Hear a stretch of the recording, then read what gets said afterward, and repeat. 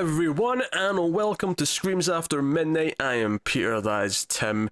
We talk about horror movies. It is, of course, October. This is the October-thon. We're doing a lot of extra episodes. This particular episode is actually kind of special because it's one of our voting episodes. This was the winner of one of our Patreon votes. We usually have one per month for our patrons at the $5 tier and up, but because it was October, we had a couple last month, plus we had a public one, so there's 3 voting episodes this month. This is the first. This was the winner of the Knee-High Mischief vote. And the winner, as you can see from the title, is Gremlins. Sorry, Ghoulies. Maybe next time. And Puppet Master. And Critters. I was kind of rooting for Critters, I'm not going to lie. It's been a while since I've seen Critters. I wanted to watch Critters.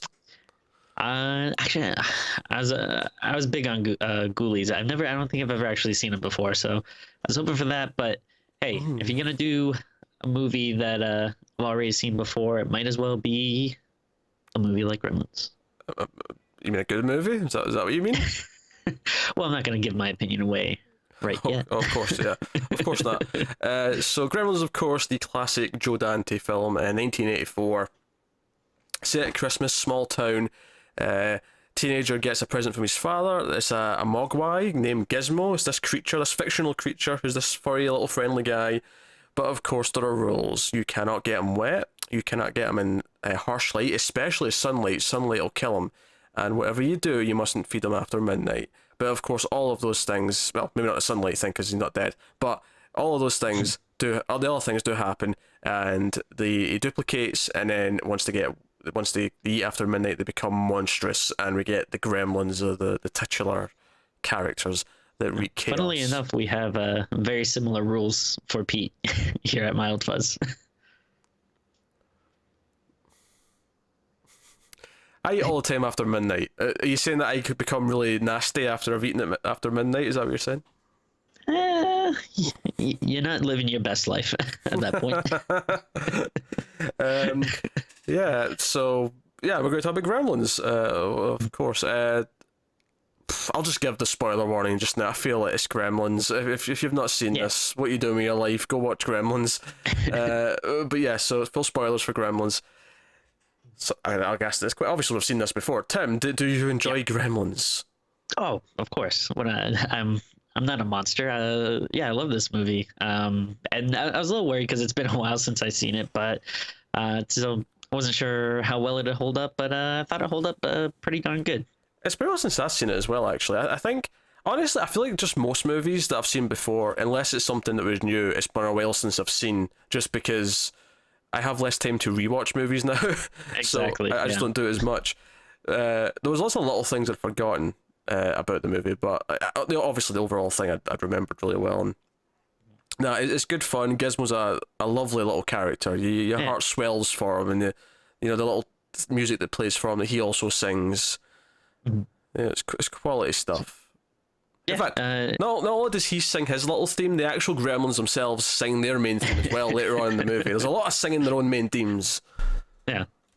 But yeah, he's super cute, and he's a cool guy to root for. And then I was wondering if some people might scoff a little bit and be like, oh, why are they doing this kids movie on this horror podcast? But rewatching it, there's definitely it's not a super gory R-rated. Yeah, But I would like to remind, this is one of the things that I'd remembered the famous story that Phoebe Cates, who's in the movie, she's the love interest. She tells this story about her father dying at Christmas as a kid when he tried to go down the chimney as Santa Claus and he fell and broke his neck. And she's hated Christmas ever since. Everyone remembers that story. Everyone remembers that dark story and how it's like super disturbing for kids if they watch this movie. Which again tells you that it really is a PG-13. Like, it is something that's for someone a little older. But what I'd forgotten though, Tim, was earlier on in the movie when Zach's walking her home. Zach's our main character. He walks her home and they're just talking about, oh, do you not like Christmas? He's like, well, the suicide rate's higher than any other time of year. Some people are opening presents, but others are opening their wrists. And I'm like, Jesus, I did not remember that line of dialogue. It's so dark. Yeah, there's stuff like that. People legit die in the movie. People do legit die. And I'd also forgotten how evil the evil rich lady was who comes to the bank and, actually wants to kill his dog. I will kill that dog slowly. Now, I always forget, but isn't this one of those movies that people credit as being one of the reasons why there's a PG-13 rating? I think Temple of Doom's the main one. I mean, this was soon after. This was like maybe a year after, I think. Maybe it was the same year. I don't know.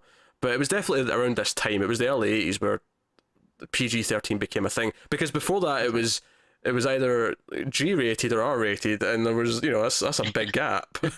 You need something in the middle there. Yeah, because I feel like there's not a lot of gore and stuff, but there is a lot of dark stuff in it, and it is definitely a I wouldn't say you couldn't watch it with your family or anything, but I'd still call this a horror movie. If you want to label it horror comedy or something like that, sure, maybe. Honestly, it plays more like a horror movie for the majority. It veers a bit into comedy with some of the antics of the Gremlins. Oh, yeah. When we get that, there's a big sort of montage once they all kind of like pop out of them doing various things, and that gets a bit more comedic. But a lot of the movie does play very much like a horror film. It sets up the characters, it sets up the threat, it builds to it. It's kind of like just a monster movie, I guess, in that respect, where it kind of like teases it, and then eventually they kind of start to like pop up. And there's another little thing I'd forgotten about this movie, actually, or maybe I just never noticed this. But so his dad, the dad character, is like he's an inventor. Yeah. And it's all these goofy inventions. It's like, something that juices the oranges for you. The bathroom buddy brings up a lot. There's like a hammer that sort of has a motor, so it just does its thing itself. You don't have to actually swing it, and all these sort of things. He's at a convention for most of the movie. Like, he brings the present at the start of the movie, then he goes off to a convention. At one point, he phones home. He phones, I think, his wife, or maybe Zach. And he's at this phone, and behind him you see like these other inventions, and there's a lot of weird Easter eggs in this scene. Like the robot from Forbidden Planet walks past, and then the first time we're looking at him, you see the time machine from H.G. Wells' Time Machine in the background, and then it cuts back to whoever he's talking to on the phone, and then when it cuts back to him, the time machine's not there, and people are like looking all panicked, like, oh, what just happened? And it's all in the background. I've never, maybe I did notice it, but like I'd forgotten about it, but I really didn't remember this, and I was laughing so hard. Yeah, I mean, definitely, as a kid, I would not have gotten that at all. And even as, like, maybe rewatching it as a teenager, I might have known that, like, oh, that looks familiar. That's probably from somewhere, but I might have not seen it yet or known exactly where. But yeah, there's a lot of nice little, like, gags like that. And then, it's there's some, like, I think Joe Dante is a very, like, cartoony kind of guy. Like, he likes, like Looney Tunes and those kind of antics, and you can see that in like I feel like a lot of his stuff. And of course, and then, because it's a Joe Dante movie, Dick Miller's in it, because Dick Miller's in every Joe Dante movie. He plays the guy the neighbor, who's this friendly older guy who's really nice, although he has this weird fear of foreign products. He keeps saying, oh, the word gremlins actually comes up because he thinks there's gremlins in the foreign vehicles. There's foreign gremlins in my car. And at one point when the gremlins are messing about with his antenna, his aerial for his TV, and the only channel he can get is a foreign movie, and he's like, oh, foreign. He walks out to fix it. It's a really fun little sort of running gag with him. Yeah. But it's funny, actually, because he has a much bigger role in Gremlins 2, just from memory. It's been since I've seen it, but I was surprised how quickly he was gone in this one. But not that he dies, obviously. He's in Gremlins 2, but unlike Mrs. Beagle, who gets thrown out of a window because the Gremlins tinker with electrics. The stair and the stair chair. That's not the name of it, but that's what I'm calling it. Sure, the electric chair that goes up and down the stairs. Like, they tinker with that to put it. They basically give it the old Fast and the Furious Nitros kind of boost, and she goes flying out the window. Which again, if you weren't thinking Looney Tunes at that point, like that's where it kicks in. That's where you're really getting to. Yeah, because I don't think there's anything that they could legitimately do to speed up a vehicle that much. But of course, it works out very well in the movie, and it's pretty funny, even though it is an old lady dying. She's so awful. Earlier on, like someone's saying, "Oh, our rent's going to be 2 weeks late, but we've got new jobs. We can tell you when we're going to pay you, because that's when we get paid. We get paid in this date. Give us 2 weeks." And she's like, "No, I'm not running some sort of deadbeat service." It's like, and it's like, but it's Christmas. Well, now you know what to ask for Santa for, don't you? And then you hear the kids go, "Mom, we're hungry," and she's like, "Yeah, me too, sweetie." And I'm like, This woman is awful. My God, she's just the worst. And it's kind of a It's a Wonderful Life reference, which funnily enough they are watching at one point in the movie. You see it on TV. You also see the original Invasion of the Body Snatchers, which me and Cor did in 1.21 in Flux about a month ago now, I think. But it was funny, like, oh, I recognise those clips from that movie now, because I've seen it a few times at this point. Whereas maybe the last time I watched this, I probably hadn't seen it. That's cool. The one thing I think is kind of funny rewatching the movie is just how, I guess I'd say, casual people are when they see Gizmo. Like, there's a lot of, like, people get excited, like, they're like, oh, wow, hey, that's really cool, that's really neat, but no one's ever like, what the hell is this creature? Like, I've never seen anything like this before. It's because it's too cute. That's the thing. Yeah, but I feel like you'd still be like, where the hell did this come from? Like, why is this not in, like, science books and stuff? Yeah, even if, like, if I went over someone's house and they had, like, a pet monkey, like, even that, I know what a monkey is, but I'd still freak out and be like, where the hell did that come from? Like, you have a monkey. As Corey Feldman's in this, he's the little kid who comes over. Funny enough, he was in this the same year as Friday the 13th 4. This was the same year. huh? Oh, cool. He was in both Gremlins and a Friday the 13th movie. That was kind of his entry into Hollywood. Wow. Yeah, I feel like if you want to pick, I mean, the thing that everyone picks apart with Gremlins is the feeding after midnight rule. Everyone likes to like throw shade towards that but it's past midnight some place in the world at all times, basically. Yeah. Like, when's the cutoff? Is it like, once it's 6 a.m. we're back to, before midnight? Like, when does it become before midnight again? Kind of thing. So it's like, yeah, look, don't take it too seriously. It's fine. It's okay. Which there's even a joke in the second movie about that. Like, someone cracks that joke, and you can tell it's there because even though the internet didn't exist yet, I just imagine Joe Dante constantly got that question. Yeah, but what about if they move to a different time zone? Like, if you're on a flight or something, like, what about then? Like, everyone always like, just have fun. Yeah, honestly, if I was gonna be super nitpicky about it or something, I would probably just chalk it up to they have some kind of like internal bot clock that kind of is registered with the the time zone they're in, or their sleeping habits or something. Like, I think it's not completely unreasonable to be like, this doesn't make sense at all. Like, I feel like you can attribute something to it, or maybe it's more to do with the position of the sun depending where they are. Sure, yeah, and that would always kind of make it work with, because obviously noon's always midday, then that's the opposite, that's midnight, so there's a point of where the sun is. Maybe it's that simple. Maybe it's just the sun is completely not visible at all at this time, and because of that, that's why it's I don't know. There you go. Yeah, that's I'd easily buy that. We fixed it. I mean, like, it only took 30 something years, but we fixed it. It's fine. But like you always say, well, I mean, both of us, we enjoy a good set of rules, and so it is cool that you have this inherent creature that has a very specific set of rules that they have to follow, and then it makes for some of course, as soon as you hear the rules, you're kind of expecting that's it. What's going to happen when they break them. But to go back to your point though about no one reacting to Gizmo, I think I have a bigger problem with no one reacting to the idea that there's these rules. Like, the sunlight one's okay because it's okay, maybe he's sensitive to light, alright? Yeah. Okay, and maybe he can't drink because he's sensitive to water. But the feeding after midnight's the one where it's like, but why? What difference does it make? Yeah. Like, people would question that, you feel like, and no one ever does. No one does. But anyway, so other I always forget Judge Reinhold's in this. Oh yeah, because he's got such a small role. He's just a douchebag who also works at the bank, which is where both Phoebe Cates and Zach work. And they have a really sweet relationship. They kind of clearly like each other. It's got that sort of small town romance kind of thing going for it. I love how Christmassy the movie is. In fact, I associate the song that plays over the titles with Gremlins. Christmas, na na na na na na na, Christmas. It's been in a lot of movies, and obviously I don't know the lyrics, but like I associate that song with the opening of Gremlins, with the just all the shots of everyone in the town with the snow, and like Zach's sort of introduced to everyone.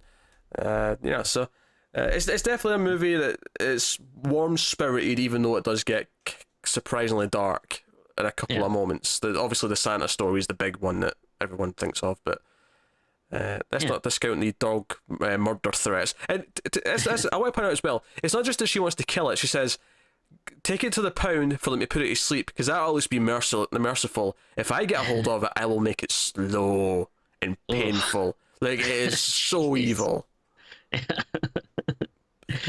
But yeah, like even though the Gremlins can be a little murderous at times, they are so much fun once they kind of all get together and like really start doing their thing. Like all those scenes, the kind of montage stuff with them at the bar is just a lot of fun. And yeah, it's just when they start dressing up and yeah, you kind of start to like get a sense of who's who to an extent, because some of them have got costumes. Obviously, Stripe's the leader; he's got the sort of mohawk, so you always recognise him. And what's funny is I'd actually completely forgotten that. So the Gremlins, like, obviously accidentally gets them wet. That makes them duplicate, and they're all furry, but they're little assholes. And then they trick him into feeding them after midnight. He gets the big plate of chicken, and they all cocoon and then become the monstrous little versions. And I'd actually completely forgotten that they actually kill all of them except Stripe.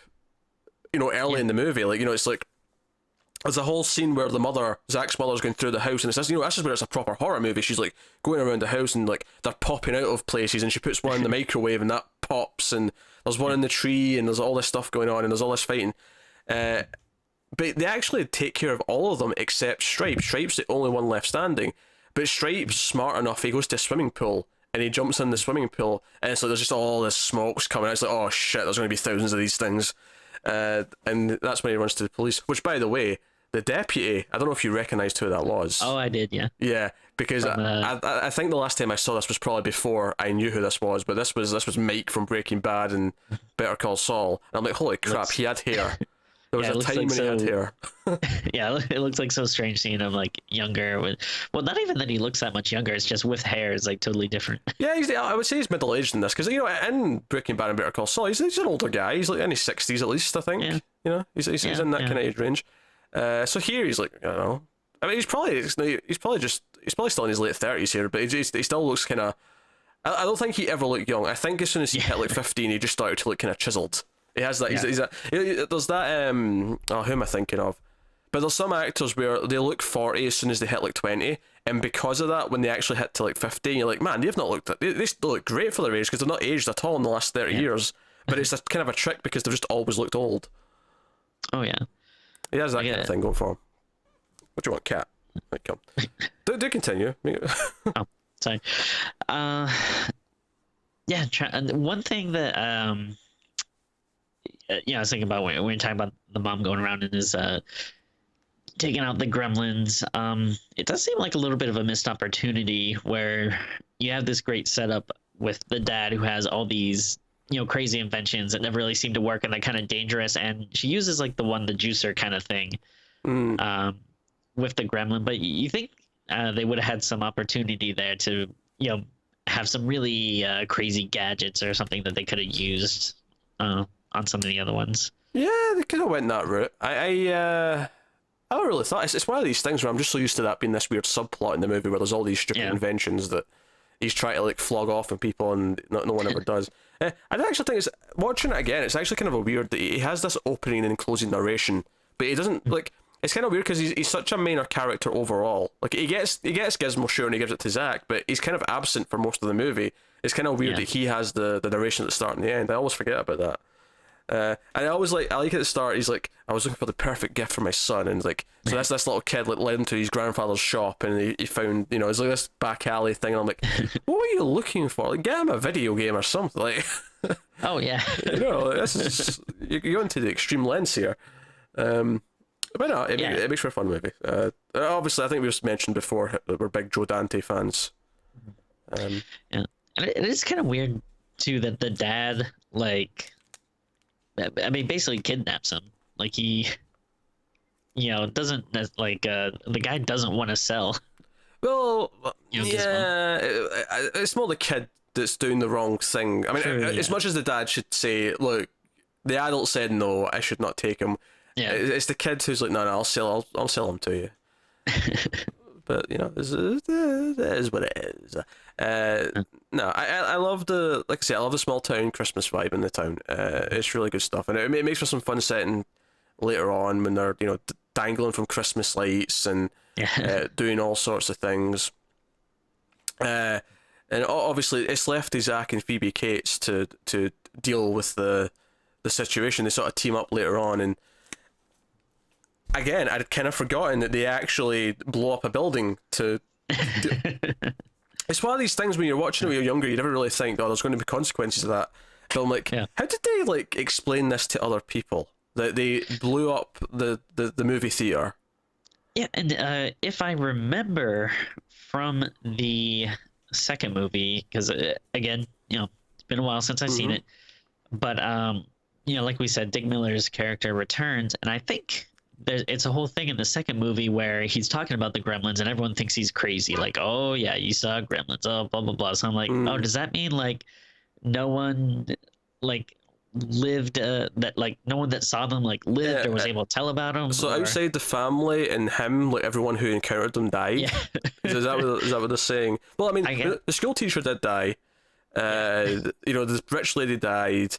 The cops, I guess they died. Like we never really. Maybe, yeah. Yeah. So I mean, I guess, but that's the thing. Like they go to the bank and it's a wreck, and then they go back outside, and it's like a post-apocalyptic movie almost for a little bit. You see cars are on fire, and there's the town's been taken over. I'm like, what? No one witnessed this? But then again, maybe like people in the town believe them, but the whole thing in the second movie is they're in the city. They're in the big tower in the city.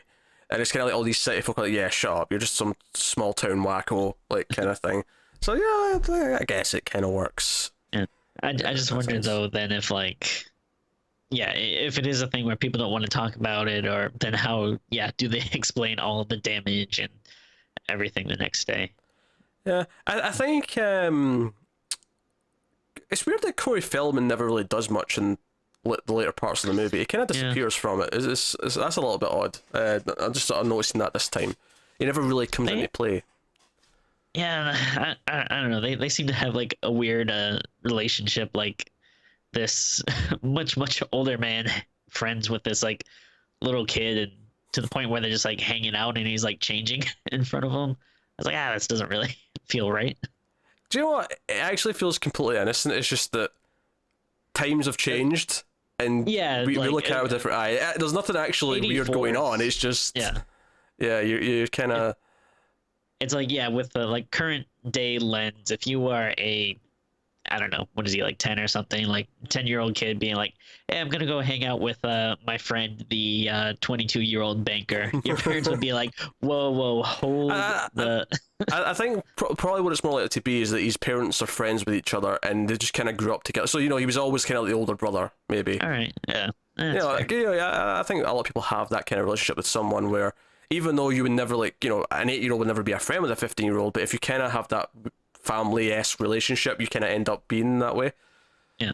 And plus, to be fair, he's an aspiring comic artist, so he's got a kind of a cool appeal to young kids. Yeah, that's a very good point. I think it kind of works though. Like you said, there's a small town vibe, and we are introduced to a lot of characters that seemingly kind of disappear throughout much of the movie, but they're basically there to be like either messed with or killed during the big montage of the Gremlins doing all their stuff around town. But I feel like it works in this case, like since it is doing kind of like like here's what's going on in the rest of the town, and since you have that kind of small town vibe, it's a strange that it's like, I'm surprised we didn't see more of that character, but I also get it. Because some of them are really complex like scenes, and some of them are really simple. Like the guy early on who kind of sticks up for the rich lady, he's putting like a letter in the mailbox, and there's just a gremlin in the mailbox grabbing his hand. It's really simple, but that's we know who he is. There's a little bit of context. We have everyone that something happens to, like we've seen them before, at least even in a small way, we've seen them before, and it's like it doesn't just feel like a random person because of that. So it's there's a purpose to it. There's a rhyme and a reason, and it does work. But no, it's good stuff.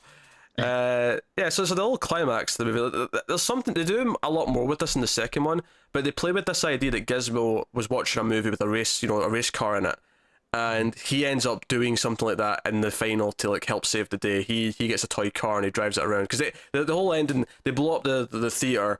It kills all the Gremlins who were in there watching Snow White, and they're all singing their do do do do do do. Like at one point they're actually singing their theme much like Gizmo was earlier.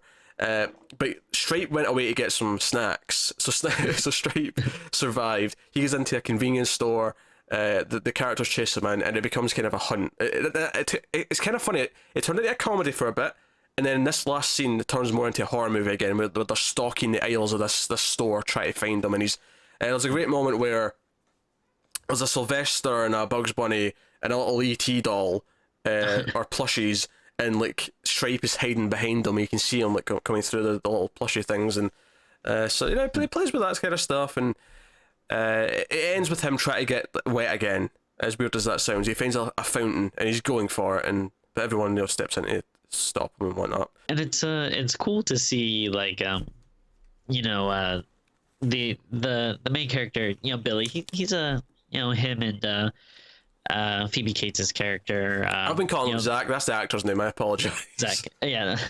And then like they're perfectly fine, but I love seeing like Gizmo kind of stand up for himself and fight back, especially because you see once the other Mogwais pop out, they're very mean and bully him and stuff. They tie him to a dartboard and try and hit him with darts. Yeah. They're awful to him. And like he does get really badass on the second one as well, and then this one it's cool that he's the hero. He ends up saving the day. He basically just he pulls down like it's morning by this point. He pulls down the shutters and the sunlight kills Stripe. And melts like a very gruesome, like he's like full on melting, like almost like reminiscent of like good practical effects. Oh yeah. I mean, we should probably say that for the whole movie. Like Gizmo, all the Gremlins, like all of it looks great. It's fantastic. Yeah, really, really good stuff. And then, but yeah, it almost looks like something like T2 or like Chucky or something, when they're just kind of down to this like bare bones skeletal. Well, you see that when he pops out. There's a little jump scare as he pops out the fountain, and he's just a skeleton, and he's just lying there. You see the skull of a Mogwai, and I'm like, oh shit. It's just a cool visual, and I think we really can't oversell how good the animatronics are and the puppeteering, and however they pulled it off with all the different Gremlins and stuff. And I like how they look. Actually, I like how slimy they look. When they actually turn into the Gremlins, and they've got a cool look to them. And I'm delighted that I think they're working on a new movie, and it actually ever happens, but I do remember someone said that it would be animatronics. They wouldn't be just doing them with CG, nice. Which is I think what everyone was worried about if they were going to do.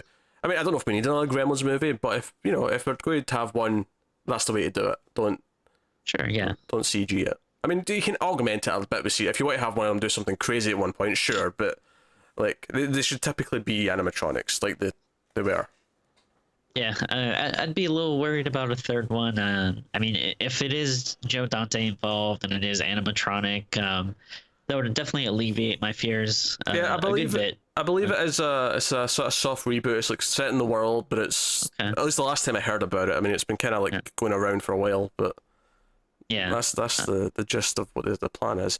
I will say one of the things I do like. I like how different the two movies are. Like the second movie would arguably not be suitable for this show because it's less of a horror movie, but it is. Like, I like what it does. It's kind of like, okay, Dante didn't just want to do the same thing again. Like, Gremlins was successful, but I'm just going to do the same movie. I want to do something else. And he did this, like, sort of more satirical, wacky... It's like movie. It's kind of like a meta commentary on sequels in general. Which, makes it really fun. And everything is, like, amped up to, like, the craziest degree. And it's...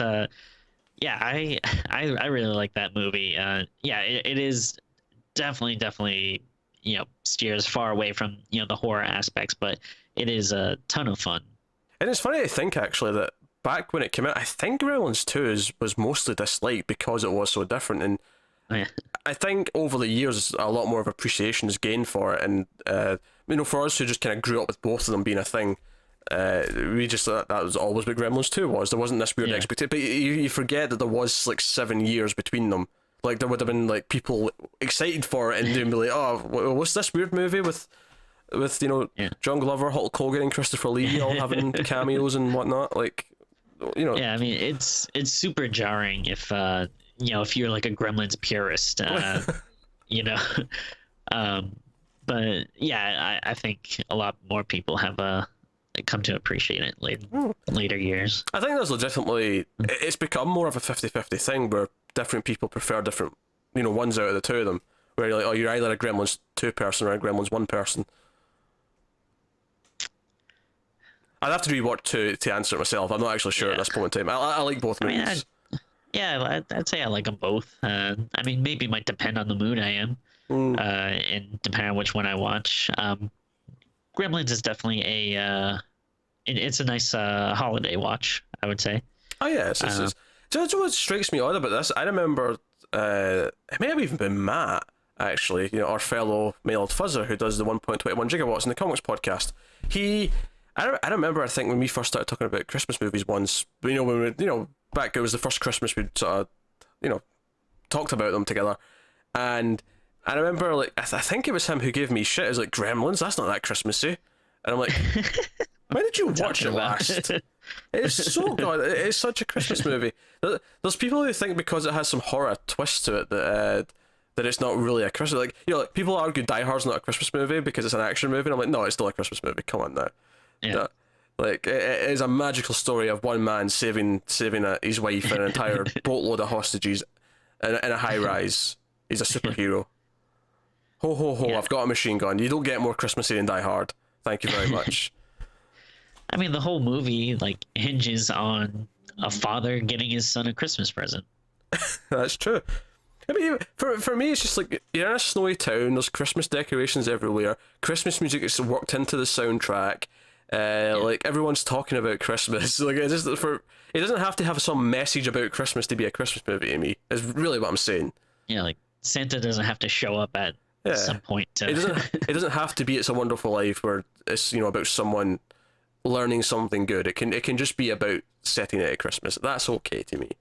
But whatever. Well, thank God, because if it wasn't for this and Silent Night, Deadly Night, and Black Christmas, I'd have nothing to watch around Christmas time. Well, you don't like Die Hard? Die Hard's alright. You don't like Home Alone? Home Alone's alright. Does this fall into the Goonies category of, it's just a bunch of kids screaming for you? I like Home Alone. Home Alone's fine. Okay, and by the way, for the record, I'm poking fun at Tim because that's his opinion of Goonies. It is not my opinion of the Goonies. I love the Goonies. The Goonies is a fantastic film. Sure. Shit, God that mouth, Tim. You're the worst. You're a cesspool.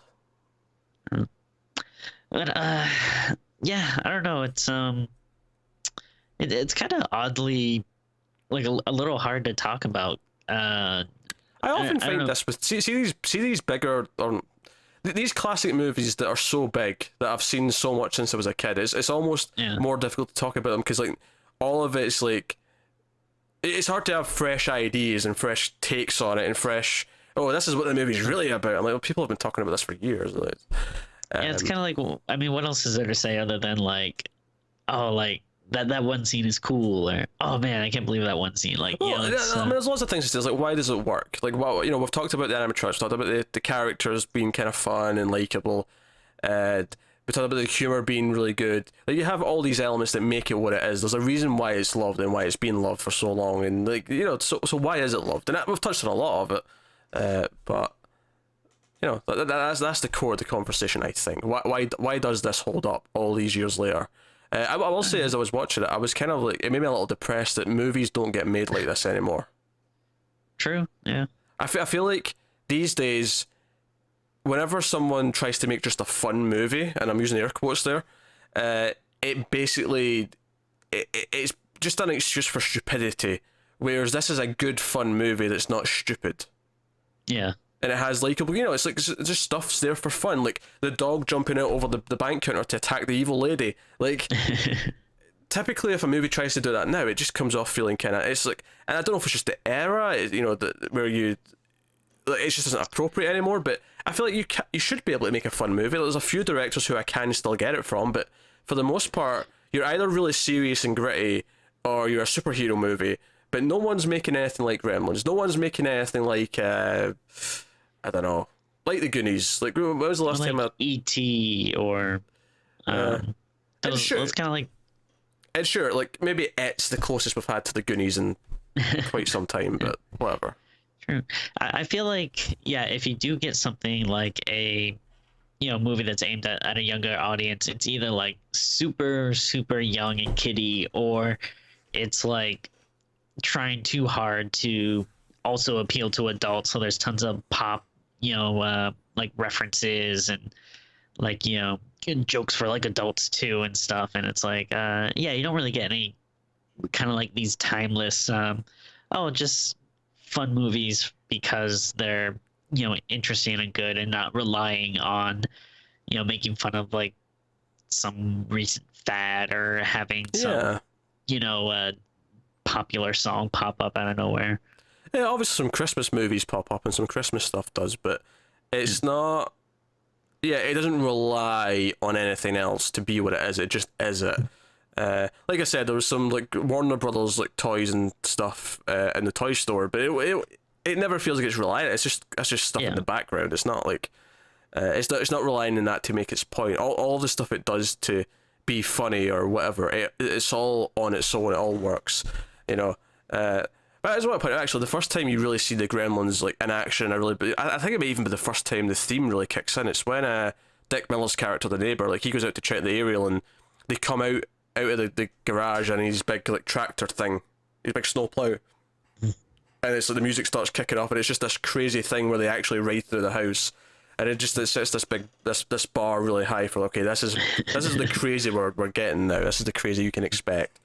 And it has atmosphere. Like I say, it has that small town atmosphere, and then it has that things have gone wrong in the small town atmosphere. Yeah.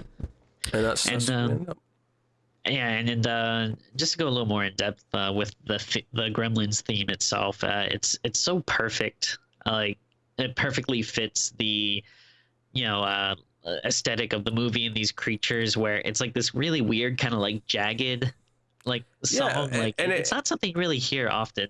And it contrasts really nicely with Gizmos, because Gizmos seems that really sort of melodic and sort of almost it's like soothing, dreamlike. Yeah, it's like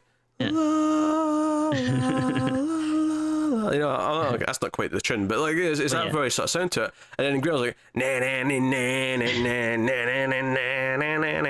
almost sounds like you could see someone playing Gizmo's theme is just like a very fluid piano thing, and then the Gremlins theme would be like someone just kind of like banging on it. Yeah. It's like one is just the sort of like just sort of going back and forth with that, and then the other one's like just like you can almost see like that. You know that thing Stevie Wonder sometimes does where he's like playing the piano, it's like his head's going back like that. You can almost see someone banging on the piano, like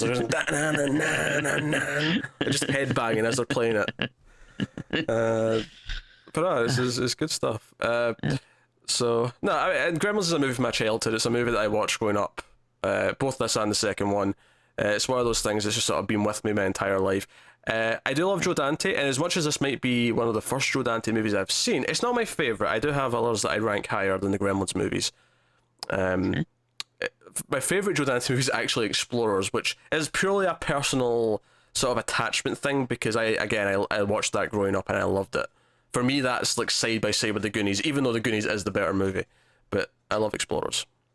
Yeah, I've heard good things about it. I've never actually seen it though. And obviously, the Burbs is great. Burbs is probably one we'll do on here at some point, because Burbs is fits into the horror category, and Corey Feldman's in that. So clearly, Corey Feldman and Dante are like working together because he popped back up. So but no, I guess that's Gremlins. That's Gremlins, baby. Tim, what would you rate Gremlins out of 10? I think I'm gonna give it.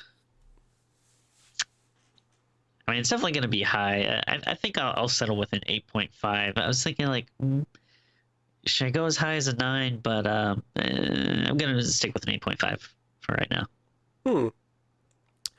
I'm going to go with straight 8. I mean, obviously, I love the movie, but I do think it has some problems. Like, I didn't really go into it too much, but we mentioned some characters kind of disappearing. I do think there's a weird structure thing in the movie where it kind of, like, once we get to the Gremlins and their big montage, it kind of forgets about our main characters for, like, a good 20 minutes, and it's just gremlin antics constantly for a while. And then it shifts back to the main characters, and it kind of feels like it flip-flops a little bit in terms of what it's focusing on. And because of that, I feel like I always remember the first half of the movie way better than the second half, because the second half has such a weird structure to it, at least for me. But it's not a huge deal, but there are things you can nitpick and criticize if you want to go down that route. But ultimately, it doesn't matter that much because it's a fun movie. But Oh, yeah, definitely. so straight 8 out of 10 for me, which is great. Like, you know, if I'm labeling words to like describe each number, 8 is great. Yeah. So no, Gremlins is obviously fantastic. So that one of our votes for the month. You can expect the next two over the next few weeks. Of course, let us know what you think of Gremlins in the comments below. Like, subscribe, all that stuff. Get us on Twitter at @mild_fuzz for channel updates. If you want to support the channel, head over to patreon.com/mildfuzztv. You can do that over there. Like you say, $5 and up gets you voting rights on the monthly votes and some other fun stuff as well. Also, we have an audio feed now for Screams After Midnight, which is now up to date, at least for the movies from this year. I've not put anything pre-2017 on there yet, and I'll probably sort of put some of them, I'll sprinkle them in over time, but everything from 2017 is up there now, including the first of the October-thon movies, if you want to get the episodes that way. Nice. But regardless of where you get them, give us likes and 5-star ratings and whatever it is, whatever you're experiencing it, all of it helps. Like I say, check out the Patreon and stuff. So yeah, we're doing a lot of episodes, at least 4 episodes a week, and you can also expect some other bonus videos coming up over the next few weeks. All building up to the end of the month. And I'll also remind you that we're taking the first week in November off because we're working so damn hard in October for all these episodes. So thank you very much for watching and or listening once again. Keep watching scary movies. Happy October. We'll see you next time.